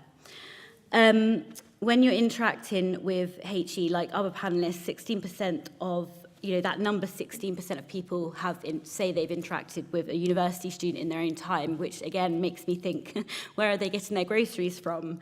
What pubs they go into? What restaurants they go into? Where is their medical treatment? Student midwives have to deliver 40 babies before they graduate. Students are really part of their communities that they study in, and it's a real shame that this isn't being known. I think framing questions around real world in university may not help this, small criticism. And in terms of deprioritising financial support for students, again, this comes back to parent contribution, and it's completely unaware of the vast diversity of demographics we have within the student body, some of whom are parents themselves. Now, in terms of the cost of living, obviously I was heartened to see that 69% of people wanted the maintenance grant to at least cover rent, even pessimists. Rising to 81% of parents. But the major problem with this is that rent is rising at a rate that outstrips inflation. According to Rightmove this morning, rent is going up 16% a year. Now, are we prepared to raise the maintenance loans 16% a year? Because that's what respondents would be agreeing to do. I think that the really important report done by the NUS on renting said that this year alone, student rent has gone up between £1,200 and £2,000. And we really need to think about how we respond to rent as a sector, because at the moment, if we were to rise the maintenance grant, it would essentially be a big gift from the Treasury into the pockets of private landlords. It wouldn't really be helping students at all. This does have shared interest with the wider community, and that is that there is no incentive for private landlords to rent to residents. The money is in student housing. The average student house collectively pays £1,175 a month. The average resident house pays around £1,175 a month. The average student house, if the lounge was turned into a bedroom, as many are, pay £2,700. So the incentive there really is to rent to students and not landlords. There's also not really an incentive to upkeep the living conditions of students, and we have lots of reports showing how the dire conditions that students live in, another cost that landlords save. Many students don't know their rights, and often they will have revolving doors of students coming in each year, meaning that they get the annual application fees, and many times they get to keep the deposit, which is around £3,000 to £5,000. Of course, we do occasionally hear of students taking their landlords to court, but this doesn't often happen. And speaking from personal experience, I've never not been charged for a cleaning fee moving out of a house, and I've never moved into a clean house. It really doesn't surprise me, unlike the other panellists or people here, that young people don't think that university is worth it and they make up the biggest group. I think that the lack of understanding as well from older demographics that students can just live closer to home is another way that we don't understand the diversity within the student body, particularly if we look at international students who can't really live closer to home, or if we consider care leaver students who don't have a home to go to. The impact of this obviously does have a fracture in the town-gown divide, because when student houses are seen in states of disrepair, residents blame students. They see that sort of the external exterior of the house, and they think that students are dragging down the value of the street, the house prices, and adding to antisocial behaviour. But of course, students, although indirectly paid to the upkeep of their house, don't really have much say over it. So as a sector, we really do have a responsibility both to students and the wider community to be ensuring that this area is well regulated, rather than just turning to the government and asking them to pay more money into it. Thank you. Thank you. And I should say that Sunday is a trustee of the Unite Foundation too, who do obviously fabulous work supporting care experienced students and estranged students into higher education. And finally, Nick, your opening remarks. Well, thanks, Richard. Yeah, I also wanted to focus a bit on this, what I regard as the real sort of killer stat in this year's report and last year's report, which is this number of how many people simply have not knowingly been on a university campus in the last 5 years, or in many cases ever. And I say knowingly a little bit for the same reason you're a bit sceptic, Richard. I mean, I'm a governor of the University of Manchester, for example, my old institution where I was an undergraduate. They run Manchester Museum, they run Whitworth Art Gallery. Loads of the gigs that go on in that part of Manchester are organised by students' unions, but open to others as well. So I rather suspect that more people have engaged with the university than realise they've engaged with the university, and maybe there's a job for us to do to make that more visible. I would also say there is nothing to beat getting people onto campus for turning people from skeptics to advocates. I mean, go and look at what Mary did at Lincoln is a very, very good example of that. Another good example of that, when I worked for the Shadow Universities team back 15 years ago, when I was working for David Willett, and we had a very sceptical MP on our team who'd been at Oxbridge and thought pretty much all other universities were a bit of a waste of time. We sent him off to see London Met, and he was BAME himself, and he came back, he just could not believe there was a single university in London that had more BAME students than the whole of the Russell Group put together. And when he looked at their computer labs as well, he came back, you know, proselytizing for that institution and for that part of the sector. And so there was nothing to, as I say, it's a brilliant way to convert skeptics into advocates. And it goes for policymakers too. I mean, I wrote a blog on the HEPI blog looking just at the east of England, the bit of the country I know quite well in political terms because I stood in Cambridge in the 2010 election. There are 58 MPs in the east of England. 52 of them are Conservative. And the ones who are not Conservatives are in Cambridge, Norwich and Luton. And that's where HE is in the east of England. So it's really important we don't only speak to our own MPs for our institutions because, as I say, taking the east of England as a case, that will mean maybe the 6 Labour MPs for the east of England, there might be one Lib Dem in there, actually, I'm not sure, will be advocates for the sector, but the 52 Conservatives might not be. So we need to engage with policymakers across the parties and across the board. And I'm hoping we will do this. I mean, we're just in the process of recalculating the economic contribution of international students for every parliamentary constituency in the country. We're doing that with UUKI and Kaplan. And I hope once we have that new data, we will write not only to every serving MP, but actually for every candidate for every major political party, at the next election to give them the data so that we can make them advocates, hopefully, for our sector as well. And then finally, the really illuminating thing I found from this year's report was it solved a conundrum for me, a conundrum as to why the government doesn't just accept what Sunday says and boost the maintenance loans. And of course, the report explains why they don't do that, and their own internal polling and focus groups will show the same. It's that although people are sympathetic to students and think they should have bigger maintenance loans, they don't prioritise them the way they prioritise other groups. And of course, the right of the political spectrum are also aware that most students tend not to vote for the right of the political spectrum. But I would argue that's a gross error, and I think I was very grateful to Jonathan for putting up my recent piece this week looking at what manifestos might say about the next election, because I think it's a gross error if the current government, or indeed any government, lets students down while they're students. They will remember that when they enter the labour market and they get a job and they try to settle down and they try to get on the housing ladder. You know, look at the way what the Lib Dems did to students is still remembered among people who are now in their late 20s, early 30s. And so I think it's an error because you need votes from people in all age generations if you're going to win a healthy majority in the House of Commons. So I'll pause there. Thank you. Brilliant. Thank you, Nick. Now we're going to move on to questions. I don't know if anybody's got any burning questions for our panel. Yep. We've got one there and we've got two in the middle there. Oh, I seem to have got the microphone very quickly. I wanted to echo something that Sunday said about the way that students aren't visible, potentially. I know there's a question about volunteering in here, but I think there's a broader engagement with what people do, and I think we might think about students as ambassadors in a more holistic way and how we do that.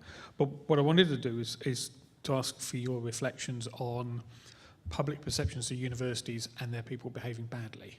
So we've got the freedom of speech thing, which is our every Sunday issue of here's another opportunity for universities to be thrashed for banning someone or turning down things.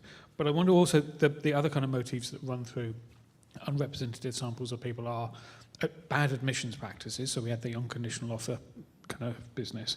But also this kind of thing about teaching and why are people still teaching online when they should have gone back. Is there a kind of motif of some of those issues about universities and their people behaving badly, which underpins some of the negativity towards universities? And what can we do, either collectively as a sector or with our regulators, to maybe dispel that? Okay, thank you. I'm going to ask them in threes. So if you're going to, I think we had one there as well. If you can say who you are and where you're from. Hi, Felicity Mitchell, the outgoing independent adjudicator for higher education. Really interesting morning so far, thank you. And I particularly enjoyed Sunday's comments about the diversity of student body. I want to ask a question about the diversity of of higher education provision. We've focused, although it's public attitudes to higher education, we focus very much on higher education in universities. The OIA has 800 odd members providing higher education through further education colleges, school-centred training, apprenticeships, that sort of thing. So I think there's very low public awareness of that sort of higher education provision.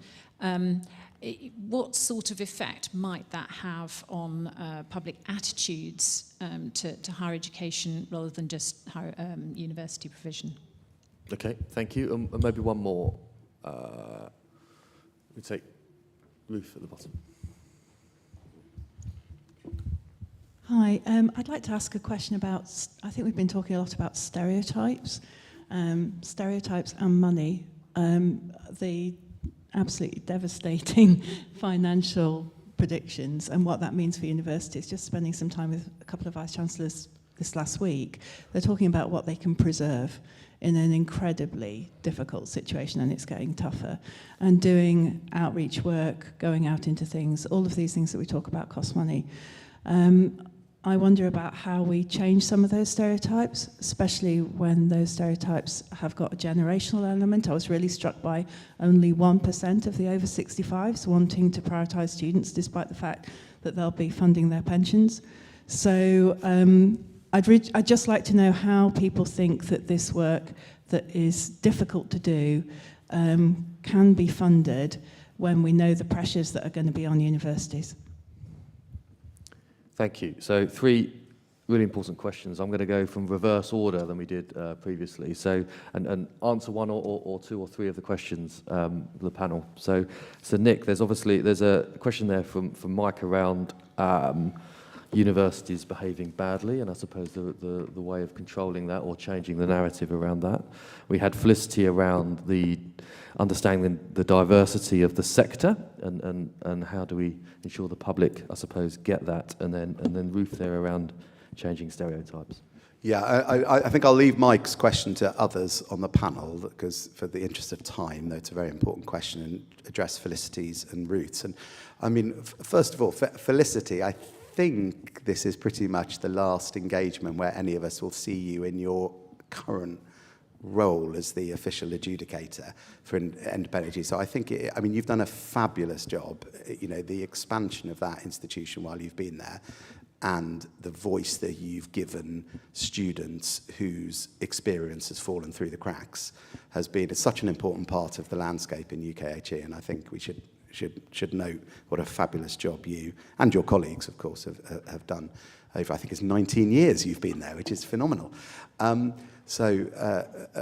you. I think you make a very important point as well, actually, because very often when you meet HE skeptics and you drill down, they might not like the ivory towers, they might not like the oak-panelled dining rooms at Oxbridge, but actually they do like HE. You know, they say, oh, why can't we have the polytechnics back? Well, that's a form of HE. Why can't people be doing degree apprenticeships? Well, that's a form of HE. Why can't people be doing more vocational technical things? Very often they're a form of HE. And what you find is they don't actually hate HE, which is what it sounds like. It's that their perception of HE is what's happening, but it's not always there in the public debate and public conversation about HE, and it should be. And it's a great shame, I think, that we don't have quite even more diversity, which was, of course, what Joe Johnson wanted when the OFS was set up. But I'm afraid that debate, like the cost of living debate, is likely to be lost in the noise of the next 18 months. General elections, when it comes to HE, are only about tuition fees, really. Not even about maintenance, sadly, very much. And I worry about that. And Ruth's question, which links also, I think, yeah, as I say, that's what the election will probably be about. I personally, and there may not be many people in the room who agree with me, I personally don't think this funding system of UKHE is broken. I think the structure of it is correct, and I would say that, wouldn't I, because I worked in the coalition.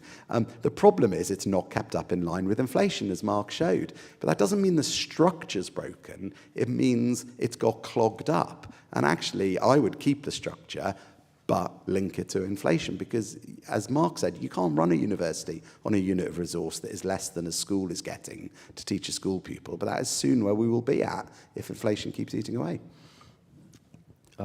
Thanks, Nick. And Sunday, I wonder if your reflections, particularly on that Ruth's question around changing stereotypes. Sure. I did have some comments on antisocial behaviour and people behaving badly, actually, having been a student union president during lockdown and being personally blamed for any student who broke any rule or regulation.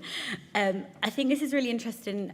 Well, actually, I do want to point out, and I don't have my phone, or I'd have Googled the exact statistic, but I left it there so I didn't get distracted by it. But Gen Z do actually drink at a rate that is significantly less than previous generations, and we do need to get away from this idea that young people sort of spend their time drinking a lot of alcohol at university. I think there might have actually been maybe some comment. I won't go into the report now because I'm not going to find it. But I think the other thing that's really important when we are talking about antisocial behaviour around drugs and alcohol is to point to a report that was actually published in the Tab, although I was reading it this morning when I was putting together the Wonky Daily, and it was actually very well researched. And they found that 74% of students say that they use alcohol to manage their mental health conditions rather than to socialise. So when we are looking at problematic behaviour, we do need to sometimes reframe it as help-seeking behaviour as well, and to have some compassion in that area. I do think as well, looking at the student union, the pledges that they put in their elections, they have moved from campaigning for £1 pints in the student bar to things like, we would like our institution to adopt engagement analytics software, which is actually a really incredible move, and it really shows that they have a sort of seriousness to their studies, and they want to make sure that they make the best of their time at the university. In terms of stereotypes, again, I think it's very, very important to keep talking about education, and I know that we've got LLE, which is coming out, and this has reignited the conversation, but to carry on talking about learning and higher education as a lifelong opportunity, moving away from things like the boarding school system as well, but also by making campuses accessible, by making campuses child-friendly, by making sure that campuses are celebrating all kinds of different cultural events as well. We are demonstrating that we don't just have a homogenous student body where the perception is it's young, white 18-year-olds who are essentially coming to drink. It's going to take a long time. I think that we've been fighting these stereotypes for sort of 10, 20 years or more maybe. But yeah, we can't just shrug our shoulders and say, well, that's what people think. There are proactive actions that universities can take. Brilliant, thank you. Omar, I wonder if you wanted to take the point that around the challenge to the sector in terms of its perception, particularly with what Mike was talking about in terms of the Sunday papers, and every week there seems to be a cultural challenge to higher education. Some feed into some of the sort of quality issues too. Some are fair, some are less fair, and what do we need to do to get on the front foot about that? Yeah, I think that is a very fair point, and sometimes it's quite easy just to go to a stereotype, particularly as we are, 18 months before an election, and politics will become the dominant force going forward. But as with many things, I think it's show, not tell. So if you are really showing, once again, that these stereotypes are, perhaps a minority, and they probably exist in lots of different walks of life, it isn't just something specific to universities, and then you are showcasing the benefits, the economic benefits, the benefits to people's well-being, the benefits to your local society, the benefits to the country. There's different ways that can be done, and I think it does tie into the point that was made around this parity of esteem with more traditional courses and the more technical side of things. There's a lot of focus on that, coming from policymakers around, well, what is the return on all of this investment? What is the economic productivity following all these courses, and the differentiation between courses as well? So I think in terms of if we want to raise the value of more technical courses, there's a bit of an open door for that happening. But showing that you are really a force for good, and the fact that you can really unlock some of the thinking, some of the solutions to the challenges that many people are struggling with and haven't been struggling with, I think is important. And it isn't just about, the easy thing to think about, well, it's all about STEM and it's all about the things the government's more interested in now. I don't think it is. There are big public policy challenges around housing, around our policing system, around so many different things that, again, you can provide the thinking and the answers on. And I think being in those conversations and showing your worth and value in that will help to counter the very easy, clickbaity, headline-grabbing, this is what the sector is, or this is what all students are, which of course is unfair and untrue.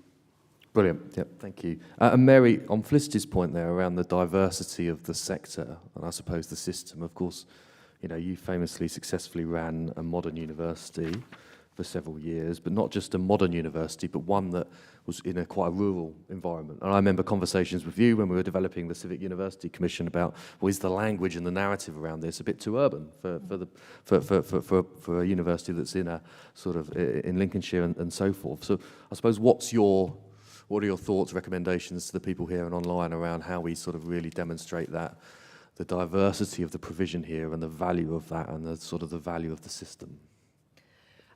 Well, actually, I think the sector as a whole is incredibly diverse. I mean, I'm sitting looking at two senior leaders in the sector in front of me who are leading institutions where apprenticeships, where employer engagement activities, where short courses, where partnership with FE is so close, it's part of a group, you know, and this is a university. The diversity of the sector and the independent sector, which is so diverse, there's so many different things, Bible schools, yes, business courses, but, you know, a wide variety of different things going on. But that doesn't get through. It doesn't get through partly because there's a laziness, quite frankly, with journalism, but it's not just that. I think we tend to work with tropes, and those are very long term. I don't know, I can't remember which anthropologist it was who said it's basically there are 5 stories. And I think we need to show, absolutely, and I want to give an example of something that we did at Lincoln, which plays very much to Sunday's point about accommodation and students in a city. Now, at our university, most of the accommodation, in fact, all the accommodation for first years and for postgrads mostly, was actually in purpose-built accommodation. And we did that deliberately because we didn't want to have that negative impact on the city. And that was a strategy, and I think institutions need to think like that.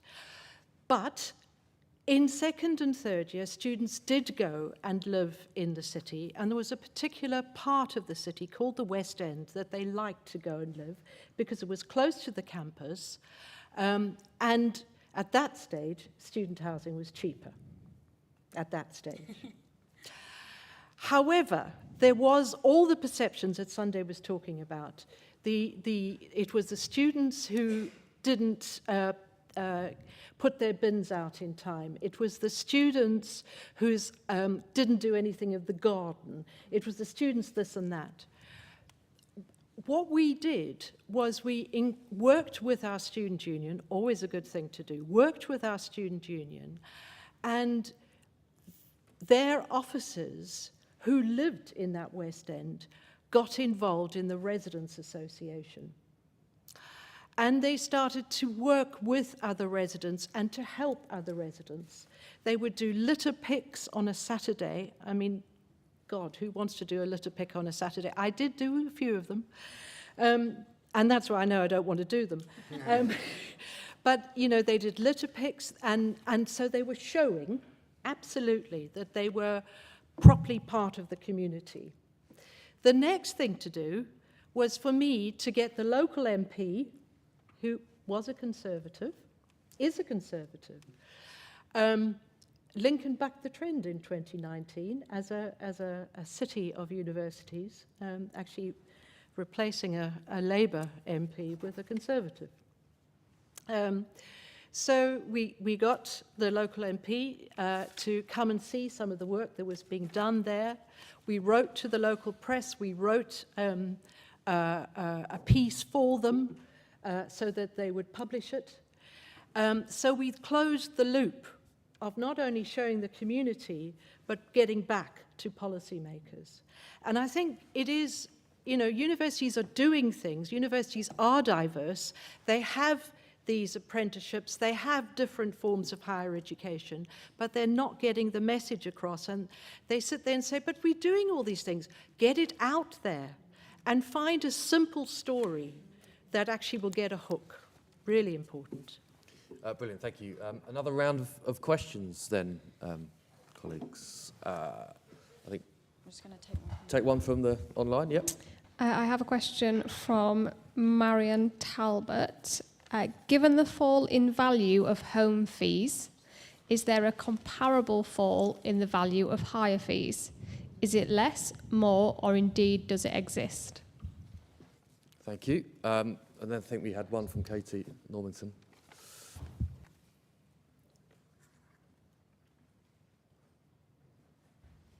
Thank you. Hi, it's Holly Chandler from the Russell Group. My question was around the downward spiral that Mark described earlier, where we've got a situation where we've got real financial difficulties and a funding situation which is going to be limiting opportunities and choice for students, which then starts to impact on public perception of universities, and then potentially creates a situation where governments are less inclined to address the funding situation. So we seem to be at a point where we've got high public support, and we need to use that opportunity to be asking government to address the funding situation. And a kind of linked point is that I suppose something that could accelerate that downward spiral is public perception of international students, because at the moment the surpluses that are generated from international students are absolutely key to supplying those opportunities and choices for domestic students. And every year around Results Day, we have these media stories around international students crowding out domestic students. And I think to date, we've been able to defend that because we've seen growth in domestic students alongside international students. So when we start to hit a point where international students grow and domestic students, we can't afford to grow those students, then the narrative in the media changes and we get even less public support. So how are we front-footed about this as a sector, and how do we address some of those challenges? Thank you, Holly. Do you mind putting the microphone back towards... Sorry. Thanks. Katie Normington, De Montfort University. Thanks. So first of all, I think this whole notion about what universities do and the public perception, I think as the panel have been saying, is disconnected. We do different things other than the population think we do. And I guess it links to sort of Mark's point, which is increasingly actually a university is going to have to become polymaths to be able to chart a course ahead. Interestingly, we looked at our 35,000 students who are registered for a De Montfort degree. That might be on campus, it might be an FE college, it might be in other partner franchises, or it might be one of our overseas campuses or overseas partnerships. But of that 35,000, 38% of them were home undergraduates. And that was a surprise to us because we'd been thinking about still many of our systems being about home undergraduate students. But secondly to that, so that's sort of, you know, should we be the polymaths really? Secondly to that is this issue about regional and national perception of universities. So, you know, I think we've been getting a sort of quite a national picture here if this is what people think. I certainly know that if I ask locally in Leicester, you get quite a different sort of sense of how many people have engaged and know with us. And I tried it about a week ago at the Mayor's Charity Ball when I was asked to speak about what contribution we'd made as a university to the city, and tried something I'd never done before and said, look, when I started a couple of years ago, I was told 1 in every 10 people in the city had a connection to De Montfort. I said, but, you know, put your hands up if you're a student, if you're a parent, if we employ you, if you're on an advisory board, or if you're very closely related to someone who's doing that. And about 60 to 70% of the room put their hands up. So I think there is a real difference between regional and national that also we need to sort of tackle. Thanks. Thank you. Jonathan, I'm going to come to you because you've not spoken yet on the panel. There's obviously a couple of questions there very related in terms of the sort of domestic international student sort of headwind or challenge that we can see in, you know, over the horizon. And they're from Katie Normington about the regional and civic link. I wanted to ask you specifically, you know, doing the polling and so on, a lot of these challenges are linked to that pessimist segment and the sort of the growing pessimism of that pessimist segment. How much should we worry about that, or could we over-focus on the pessimists and not focus enough on the career delayers and the other sort of influential segments in that you have sort of identified in the report? Yeah, really good question. So I think the reason to worry about the pessimists is that they are over-related amongst people who vote for the governing party. And so just as a matter of pure politics, they occupy a disproportionate amount of energy and airwaves and political attention. But generally speaking, yes, look, there are the overwhelming majority of people are not in that pessimism segment. Some of them are, you know, optimistic about everything, but, you know, some of them take a frankly fairly utilitarian view about HE. I think that's absolutely fine. There are a lot of people who, you know, go through HE in order to get a wage return, whether they're doing a short course or a degree apprenticeship or a degree. I think that's absolutely vital, and we shouldn't knock that. So yes, let's not obsess about them, but neither should we discount them. I think Katie's point is absolutely right on local versus national, and absolutely we do see that. We've done a huge amount of work with a lot of universities about their kind of local civic engagement, their local growth, and so on and so forth. And almost everyone notwithstanding kind of grumbling about studentification of cities, is very, very positive about their host university. And they recognise a lot of things that it does, including kind of training public sector workers and so on. In fact, it was great. We did a piece of work with Manchester, and I was in Manchester walking down the Oxford Road about a few weeks ago. Massive, great big banner up above a building work, which is basically University of Manchester student recruitment plan. And it talks about, and it has kind of pictures of real life students who have been public sector worker trained and have delivered innovations. And that was because when we polled Manchester, they said, that's what we like your university doing. So University of Manchester have completely revamped their alumni work, their communications work, their public engagement work around these models of students, which people like, which was, I mean, really amazing. It's absolutely brilliant to see.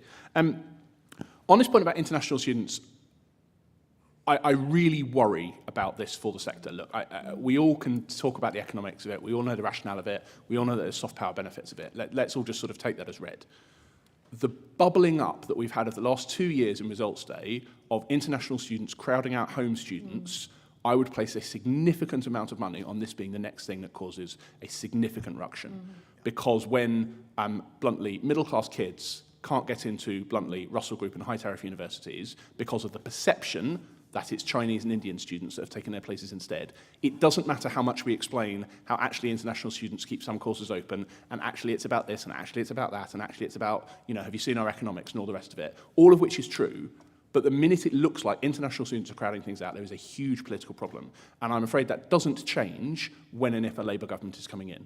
A Labour government will be, generally speaking, more sympathetic towards international students, generally speaking, more sympathetic towards internationalisation. But at heart, it is still a party that is a communitarian and is an identity-led party. And I go back to the point that the minute that English or UK students are seen as being pushed out by international students, there is a huge, huge issue for the sector. I don't know what we do about it, but it is coming. Thank you. There's nothing wrong with communitarianism, I would say, Jonathan. Anyway, Mo, I'd be really interested in your thoughts on this from somebody who's obviously leading an agency, but outside the sector, on those sort of risks on the horizon and how the sector can tackle them. Yeah, just to pick up on the international student point, I mean, there is also a desire to attract students here and for the UK to be seen as, you know, education is a big export for the country as well. So I think there's probably a balance there to be struck, and it does generate revenue and it does generate income, and maybe trying to showcase a bit more about what that means per university or locally is one way to think about that. I also think that one of the challenges, back to the regional versus the national point, I actually think the two are connected. So if you are a regional success story and you are engaging with your local elected representatives who have a voice nationally as well, who can help make the case for you, that is a positive. And you look at whichever government's going to be in power going forward, the devolution agenda is not going away. You've got ideas around investment zones, which are heavily predicated on higher education and research, all these different things where universities will be sought after and seen to as playing a key role in that economic development, I think is a good thing. I mean, I think, let's be honest, in an election year, there's going to be lots of noise, there's going to be lots of politics, people will want goodies and baddies, and sometimes I'm afraid this sector will fall within the baddies category for whatever short-term political gain. But I just go back to what I've said. The more you can, and Conservative and Labour, the economy, the way it is, everything will be looked at through the economic lens, and the more you can speak that language and showcase your economic benefit and value, whether it's short-term or whether it is long-term, which is a slightly more nuanced and complicated argument, but not impossible to make, I think that is going to be the way forward. I don't think anybody is just saying that's it for universities. Clearly, people still want their kids to go. The government is talking about lifelong learning, making it more accessible, opening it up. So looking at what people are actually saying and seeing where you can help, where you can fit into that. It doesn't mean you agree with everything that any policymaker wants to do, but I think there is a way through, but the conditions are, I'm afraid, much more economically focused, and what are the benefits of this, and does this result in people leaving and getting good jobs in the future, which is, kind of the first thing now on policymakers' minds. Mm. And Mary Mo's point there about how we personalise the benefit of that international domestic sort of piece is really important, isn't it? Because we can produce as many economic impact reports as we want around a range of things, but unless we actually tell the story, they're not going to have the impact they should have. I think that's absolutely right, Richard. I mean, it seems to me that what all universities should be doing right now is getting all the candidates, as soon as they know all the candidates, onto their campuses to tell their stories about what's going on in their environment. So whatever kind of, flavour of government we end up with, and who knows, guys, who knows? I think we should be getting the story out now. And we should be talking about that, and that then aggregates up into a different kind of story, a more nuanced story, I saw type of story, rather than a story that is homogenized and national, and then just goes into tropes. And then you hit them with as much real data as you possibly can. They go away with a set of stats that you've compiled around your region, your students, your alumni, all of those sorts of things, which plays to Mark's point. That's what I think we should be doing. And that could be coordinated by the sector bodies. But I think it's 1,000 flowers blooming. I think it's not, let's have a statement from UUK and Guild HE. Let's hear the diversity and that variety and how it plays within place. I think that would be a really good way to go. Brilliant, thank you.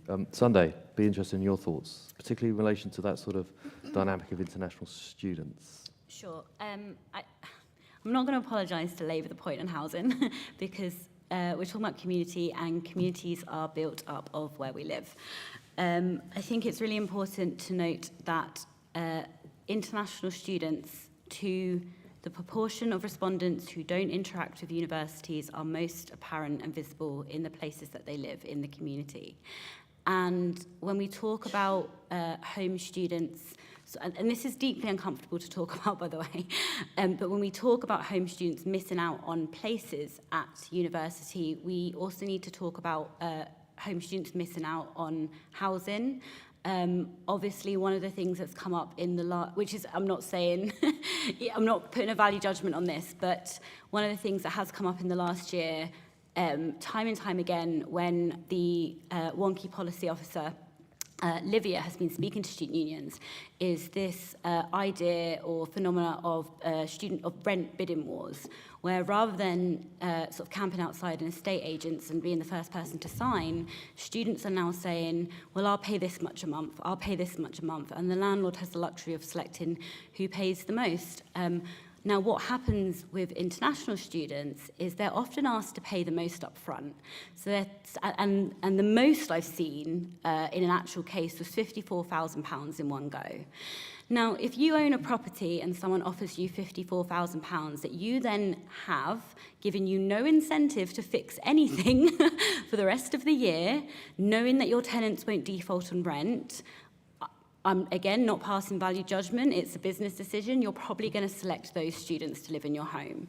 And what that means is we then have home students struggling to find places to live, and that creates horrific tension between the communities, but it also means that residents who, as I mentioned before, were missing out on housing, are now missing out on housing to people who they may then start to feel sort of a tension towards. And it creates a really hostile, it creates more of a hostile environment. So again, I know that I have already spoken quite a lot about housing, but if we have an international strategy, but we don't have a housing strategy, we aren't talking to the local authorities, we aren't talking to the community, then that strategy goes out of the window. And that's an interesting point in terms of the connections between the regional and the national picture, which Katie picked up on, because recently the University of Nottingham and Nottingham and Trent produced their city-based accommodation strategy for their place, looking at linking that in, and that was a co-produced with their local authority. And clearly with the what Mark was talking about and the undersupply of student accommodation and the cost of financing these new accommodation, which, you know, my corporate parent are obviously struggling with at the moment, and many others, and the cost of construction, is going to mean that those place-based strategies are going to be increasingly, I think, important. Nick, as the co-host, we're obviously running out of time, and lunch is downstairs, so please do stay for lunch. But final word from you. Yeah, well, I would pass a value judgment on that Sunday. I think it's the only thing I disagree with. I think it's, you know, absolutely what Ted Heath said, the unacceptable face of capitalism, when those sort of arrangements apply, whether it's someone's from abroad or from home. It's clearly outrageous. Just a couple of quick points, because I will be very brief. I'm struck by how often the conversation about universities sometimes comes a little bit like the conversation about the NHS and also members of Parliament, which is when you don't mind your local MP, even if you don't vote for them, you see them about and they work quite hard for your constituency and you quite like them, but you think politicians as a breed are sort of corrupt or whatever. And again, people think often the NHS like that. They read about A&E waiting lists and they are a bit down on the NHS, but actually their own local hospital has given them quite good care. And I worry about universities being a bit like that. People are down on our sector, even if they quite like what their own local university is bringing to whatever town or city they're in. And that's a conundrum I think we need to tackle.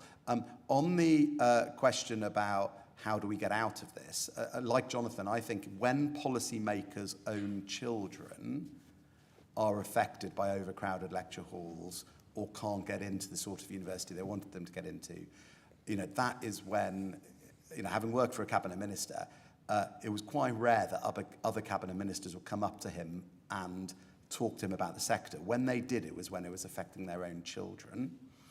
And we might very soon, for all the reasons Mark Corver said earlier, be at the point where those conversations happen to a greater degree in the future than in the past. And I think we should also remember why Blair introduced £3,000 fees and the 1,000 fee before that. It was because Holly's predecessors of the Russell Group and others were going to him and saying, we have a world-class sector here that might not be world-class if you don't fund it properly. And I think that's the other thing we need to think about. If we're right that our sector is one of the things the UK does to world-class quality in the main, it has to be funded appropriately to deliver that. And I would end with the same, thank you, Richard, for chairing this. Thank you for everyone for coming online and in person. And I would repeat your plea. There is food downstairs. Make sure you eat it. Even if you can't stay for long, grab a sandwich and run, but don't waste the food. Thank you, and please put your hand together for the panel. You're excellent. Thank you, everybody.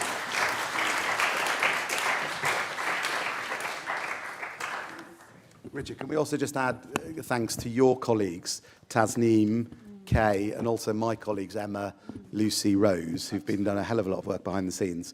We get to sit up here, but they're doing the work, of course. So,